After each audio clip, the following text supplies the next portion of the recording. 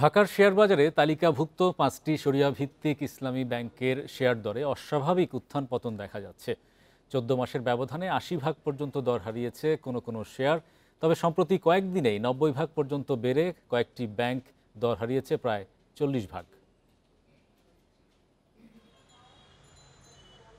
ঋণ অনিয়ম, জাল জালিয়াতি করে কয়েকটি ইসলামী ধারার ব্যাংক উদ্যোক্তারা বড় অঙ্কের অর্থ হাতিয়ে নিয়েছে। কোনো কোনো ব্যাংকের ঋণের ৮০-৯০% খেলাপি হয়ে পড়েছে। সবচেয়ে নাজুক ৫ ব্যাংককে একীভূত করার প্রক্রিয়া শুরু করেছে বাংলাদেশ ব্যাংক।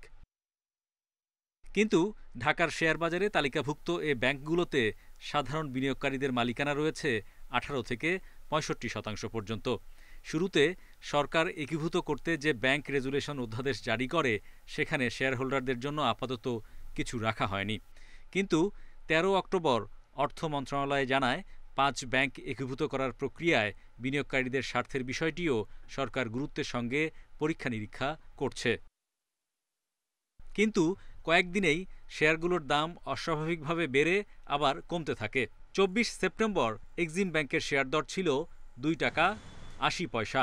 ৭ অক্টোবর দাম ৪ টাকা ৮০ পয়সায় উঠে রোববার ৩ টাকা ৪০ পয়সায় নামে। একইভাবে ৮-৯ কার্যদিবসে ফার্স্ট সিকিউরিটি ব্যাংকের শেয়ার দর ৮০% বেড়ে ২৫% কমেছে। গ্লোবাল সোশ্যাল ইসলামী ইউনিয়ন ব্যাংকের শেয়ার দর ৯০% পর্যন্ত বাড়ে, কমে ৩৫% পর্যন্ত। তো এখানে একটা প্যানিক সৃষ্টি করা হচ্ছে, আর্টিফিশিয়াল প্যানিক, যার কারণে মানুষের কাছ থেকে শেয়ারগুলো হাতিয়ে নেওয়া হচ্ছে। এবং এই শেয়ারগুলো দেখুন, যারা কম দামে সেল করেছে তারাই একসময় আবার এটা বেশি দামে কিনবে। একেবারে কলাপস করে দিয়ে আবার নতুন একটা ব্যাংক করলে ব্যাংকের যে বর্তমান আইন আছে সেই আইনে কিন্তু বর্তমান শেয়ার হোল্ডারদের কোনো অধিকার সংরক্ষিত থাকে না।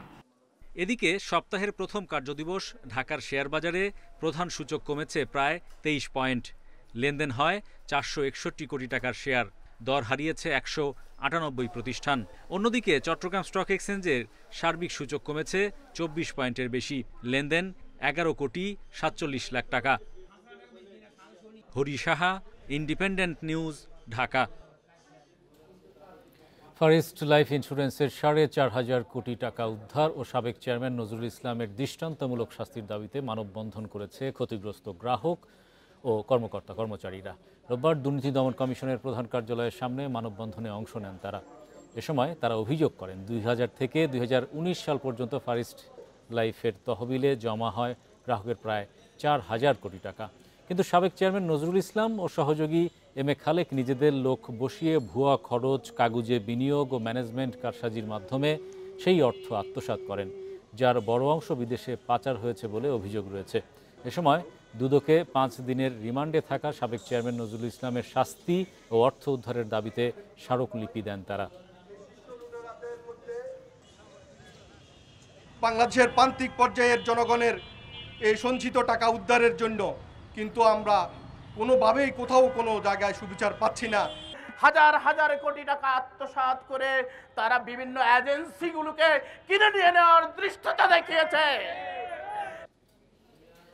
বাংলাদেশ ব্যাংকের বৈদেশিক মুদ্রা রিজার্ভ বাড়ানোর পদক্ষেপকে স্বাগত জানিয়েছে আন্তর্জাতিক মুদ্রা তহবিল IMF। সংস্থাটি বলছে, রিজার্ভ বাড়ার পদ্ধতি দেশের নিজস্ব বিনিময় হার নীতির সঙ্গে সামঞ্জস্যপূর্ণ কিনা তা তারা মূল্যায়ন করবে।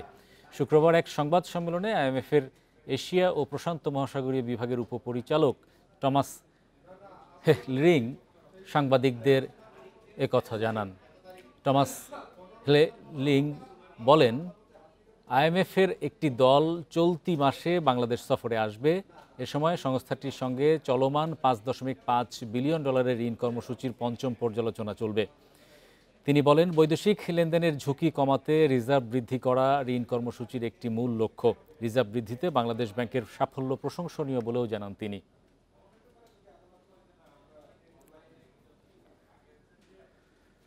বকেয়া পাওনা পরিশোধের দাবিতে মানববন্ধন ও মন্ত্রণালয় ঘেরাও কর্মসূচি পালন করেছেন রাষ্ট্রায়ত্ত চিনিকলের অবসরপ্রাপ্ত শ্রমিক ও কর্মকর্তারা। রোববার সকালে মতিঝিলে শিল্প মন্ত্রণালয়ের সামনে এমন কর্মসূচি পালন করেন তারা। বিক্ষোভ সমাবেশে শ্রমিকরা অভিযোগ করেন, অবসরের দীর্ঘ সময় পার হলেও কর্তৃপক্ষের কাছ থেকে তাদের প্রাপ্য বকেয়া অর্থ এখনও পাওয়া যায়নি। সে কারণে রাজপথে নামতে বাধ্য হয়েছেন তারা। টাকা না পেয়ে সবাই মানবেতর জীবনযাপন করছেন, বারবার বলার পরও কোনো সুরাহা হচ্ছে না। ৩,০০০ শ্রমিকের বকেয়া বাবদ প্রায় 213 কোটি টাকা পাওনা রয়েছে। এমন পরিস্থিতিতে সরকারের সহযোগিতা ও দ্রুত দাবি বাস্তবায়নে শিল্প মন্ত্রণালয়ে স্মারকলিপি দেন তারা।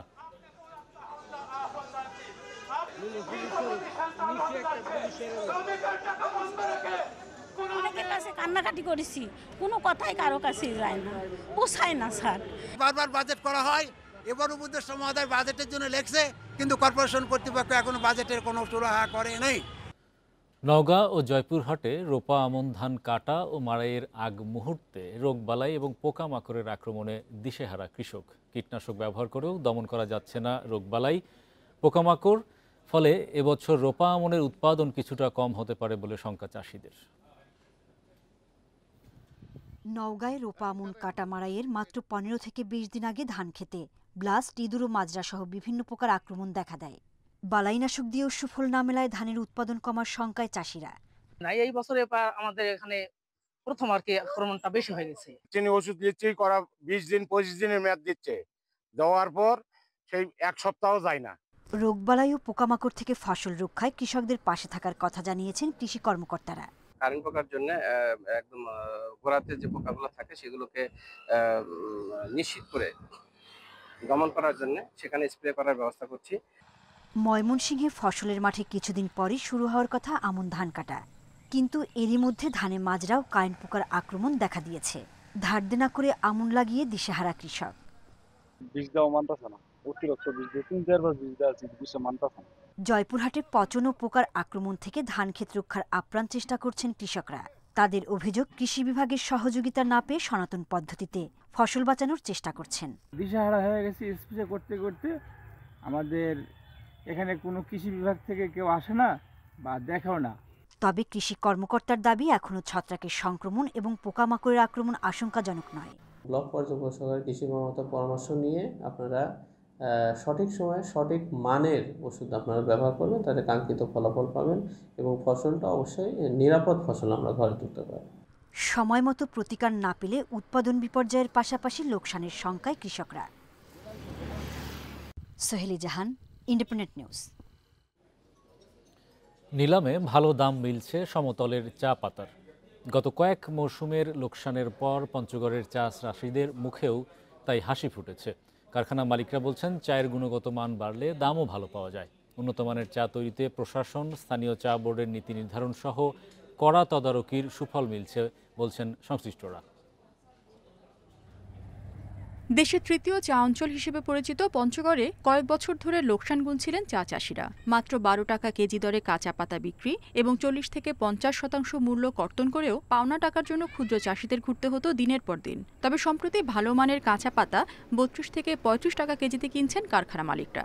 এতে নতুন করে স্বপ্ন দেখতে শুরু করেছেন সমতলের চা চাষিরা। অনেক চা চাষি ছিলাম যারা চা বাগান আমরা তুলে ফেলছি, কিন্তু এই সিজনে চায়ের রেট আমরা ভালো পাচ্ছি, 30-32 টাকা করে রেট পাচ্ছি। আমরা অনেকটা লাভবান হচ্ছি আর কি। এই বছরকার মতে আমরা সুন্দর দামও পাচ্ছি আর চা বাগানের সুন্দর যত্ন নিচ্ছি। মান ভালো না হলে ভালো দাম পাওয়া যায় না উল্লেখ করে কারখানা মালিকরা বলছেন, নানামুখী উদ্যোগের ফলে এখন ভালো মানের চা উৎপাদন করছেন চাষিরা। অকশন মার্কেটেও তাই ভালো দাম মিলছে। পঞ্চগড়ের জন্য চায়ের সর্বনিম্ন দর নির্ধারণ করা হয়েছে 170 টাকা, যেখানে সিলেট এবং চিটাগাং ওই দুই অঞ্চলের চায়ের জন্য সর্বনিম্ন দাম নির্ধারণ করা হয়েছে 245 টাকা। এই যে প্রাইসের একটা প্রাইসের ডিফারেন্সের জন্য আসলে যারা বায়ার আমাদের উত্তরবঙ্গের চায়ের দিকে ঝুঁকছে বেশি। অকশন মার্কেটে চা পাতার মূল্য কম থাকায় এখানে চাষিরা ক্ষতিগ্রস্ত ছিল। তো ইদানিং যে বাজার দর চলতেছে, যে রেট চলতেছে অকশন মার্কেটে, সেটাতে চাষিরাও খুশি, আমরা ফ্যাক্টরিওয়ালারাও খুশি। জেলায় উন্নত মানের চা উৎপাদনের ক্ষেত্রে 14 দফা নীতিমালা অনুসরণ করা হয়েছে বলে জানান জেলা প্রশাসক। এই নীতিমালা বাস্তবায়ন করার ক্ষেত্রে আমরা করা একটা মনিটরিং সিস্টেম ডেভেলপ করি। যে সমস্ত চা চাষি কিংবা ফ্যাক্টরি মালিক যারা আমাদের দেওয়া 14 দফা অনুসরণ করেন নাই বা ব্যর্থ করেছেন, তাদেরকে আমরা জরিমানা করেছি। করা মনিটরিংয়ের মাধ্যমে আমরা চায়ের কোয়ালিটি এনশিওর করার চেষ্টা করছি। বর্তমানে জেলার প্রায় 10,000 একর জমিতে চা চাষ হচ্ছে। কাঁচা পাতার ন্যায্য মূল্য নিশ্চিত করা গেলে চা চাষ আরও সম্প্রসারিত হবে বলে মনে করেন স্থানীয়রা। Independent news. 22 দিনের নিষেধাজ্ঞা শেষে মধ্যরাত থেকেই নদী সাগরে মাছ ধরতে নেমেছেন জেলেরা। সকাল থেকে মাছঘাট, বাজার ও আড়তগুলোতে বেড়েছে ব্যস্ততা। তবে কাঙ্ক্ষিত ইলিশ না পাওয়ার দাবি জেলেদের। প্রথম দিনে মাছ কম পাওয়ায় অনেকটা চড়া দামে বিক্রি হচ্ছে ইলিশ। মা ইলিশ রক্ষায় নিষেধাজ্ঞা শেষে মধ্যরাত থেকে নদী সাগরে জাল ফেলছেন জেলেরা। ভোরের আলো ফোটার সঙ্গে সঙ্গে জেলেরা ফিরতে শুরু করেন মাছঘাট ও আড়তে। ইলিশ বেচাকেনায় সকাল থেকে সরগরম চাঁদপুর মাছঘাট এবং পটুয়াখালীর মহিপুর ও আলিপুর মৎস্য অবতরণ কেন্দ্র। নিষেধাজ্ঞা শেষ হওয়ার প্রথম দিনেই বাজারে ইলিশের দেখা মিললেও তা চাহিদার তুলনায় কম। মাছ কিছু পাইছি ফায়া যাওয়ার বরফ নাই, এই কারণে বেচার জন্য আবার তাড়াতাড়ি ঘাটে চলে যাচ্ছে। দাম তুলনামূলকভাবে কিছুটা বেশি, তবে আরেকটু কমলে হয়তো সবাই হাতের নাগালে থাকতো, সবাই কিনতে পারতো আর কি। শরীয়তপুরে 1 কেজি ওজনের ইলিশ 2500 থেকে 3000 টাকা, মাঝারি থেকে ছোট সাইজের ইলিশ বিক্রি হচ্ছে 800 থেকে 1500 টাকায়। দাম বেশি হওয়ায় মাছ না কিনে খালি হাতেই ফিরে যান অনেকে। ভাবছিলাম যে অভিযানের পর সুরেশ্বর ঘাটের তনে মাছ কিনুম, বহুত কষ্ট করে আশা করে আইছি, মাছ কিনতে পারলাম না, অনেক দাম। 1 কেজি সাইজের যে মাছগুলা এগুলো আজকের বাজার মূল্য আছে 2500 টাকা কেজি, আর 1 কেজি 4টা যেগুলো আছে এগুলো আছে আপনার 1200 টাকা কেজি। বরগুনা ও লক্ষ্মীপুরে চড়া দামে বিক্রি হচ্ছে ইলিশ। এবারের অভিযান সফল দাবি করে জেলা মৎস্য কর্মকর্তারা বলছেন, গতবারের চেয়ে এবার মাছের উৎপাদন বাড়বে। আমাদের লক্ষ্মীপুর জেলায় উৎপাদন আছে আমাদের প্রায় 22,500 মেট্রিক টন। তো আমরা আশা করছি যে প্রায় 23,000 মেট্রিক টনের উপর আমরা ছাড়িয়ে যাব, এবং পরবর্তীতে এর জন্য আমাদের জাটকা সংরক্ষণ কার্যক্রমটাও সফলভাবে বাস্তবায়ন করতে হবে। 3 থেকে 4 দিন পর গভীর সাগর থেকে জেলেরা ফিরলে বাড়বে ইলিশের সরবরাহ। এতে দাম কিছুটা কমতে পারে বলে আশা মাছ ব্যবসায়ীদের। Tania Nasrin, independent news. প্রবালদ্বীপ সেন্ট মার্টিনকে বাঁচাতে নিয়ন্ত্রণ করতে হবে পর্যটন। গবেষকরা বলছেন, পর্যটনের চাপে দ্বীপে ভাঙন বাড়ছে, বিলুপ্ত হচ্ছে জীববৈচিত্র্য। তাই দেশের একমাত্র প্রবালদ্বীপ রক্ষায় সরকারের নির্দেশনা কঠোরভাবে মানা জরুরি। আর জাহাজ পরিচালনা সংস্থার দাবি, তাদের সাথে কথা না বলেই দেয়া হয়েছে নির্দেশনা। থাইল্যান্ডের কোরাল আইল্যান্ড প্রবালদ্বীপটি পর্যটকদের কাছে জনপ্রিয়। সেখানে নিয়ন্ত্রিত পর্যটনের ফলে দ্বীপের প্রবালসহ জীববৈচিত্র্য বেশ সুস্থ আছে। কিন্তু বাংলাদেশের প্রবালদ্বীপ সেন্ট মার্টিনের চিত্র ভিন্ন। করোনার সময় সৈকতে প্রবাল দিয়ে সৌন্দর্য বর্ধন করে হোটেল মোটেলগুলো। কেয়াবন ও নারিকেল বাগান উজাড় করে গড়া হয়েছে কয়েকশো কটেজ। পরিবেশ সংরক্ষিত এলাকায় এমন অনিয়ন্ত্রিত পর্যটনে ধ্বংসের মুখে সেন্ট মার্টিনের জীববৈচিত্র্য। রাতের বেলা আলো জ্বালায়, সেখানে গান বাজনা হয়, সাউন্ড আসে, এসব কারণে কিন্তু কচ্ছ ভাষা কমে গিয়েছে। সেন্ট মার্টিনের অনেক দিকে কিন্তু এখন ভাঙন শুরু হয়েছে এই প্রবালকে ভেঙে, প্রবালকে সংগ্রহ করার কারণে, প্রবাল তুলে ফেলার কারণে। তো এই জন্য এইটাকে কঠোরভাবে আমাদেরকে নিষিদ্ধ করতে হবে। দ্বীপটি বাঁচাতে পর্যটনে বেশ কিছু নির্দেশনা দিয়েছে সরকার। কেবল ডিসেম্বর জানুয়ারিতে দ্বীপে রাত্রি যাপন করতে পারবে পর্যটকরা। তবে এ বিষয়ে দ্বিমত সি ক্রুজ পরিচালনাকারী সংস্থার।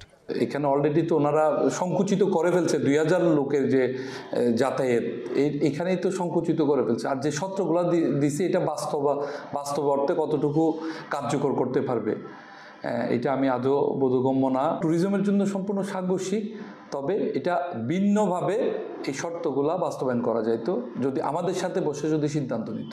পর্যটন মৌসুমে দ্বীপ জুড়ে সার্বক্ষণিক নজরদারি প্রয়োজন, তাই স্বেচ্ছাসেবী নিয়োগ দেওয়া জরুরি।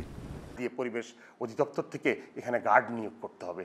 টোটাল সেন্ট মার্টিনে কয়জন, আমরা যদি 5-7 জন বা 10 জন গার্ডও রাখি, এটা কিন্তু সরকারের জন্য বড় বিষয় না। কিন্তু তার বিপরীতে আমরা কিন্তু জীববৈচিত্র্যের একটি ভালো উন্নতি দেখতে পাবো। স্বচ্ছ নীল পানির নিচে বর্ণিল মাছ আর বিস্তীর্ণ প্রবাল প্রাচীরই সেন্ট মার্টিনের বৈশিষ্ট্য। এখানে একসময় 100 প্রজাতির প্রবাল থাকলেও এখন নেমেছে অর্ধেকে। Shahriar Anirban, independent news, Dhaka. এই ছিল আজকের অর্থনীতি সারাদিনে। আমন্ত্রণ আমাদের পরের আয়োজন।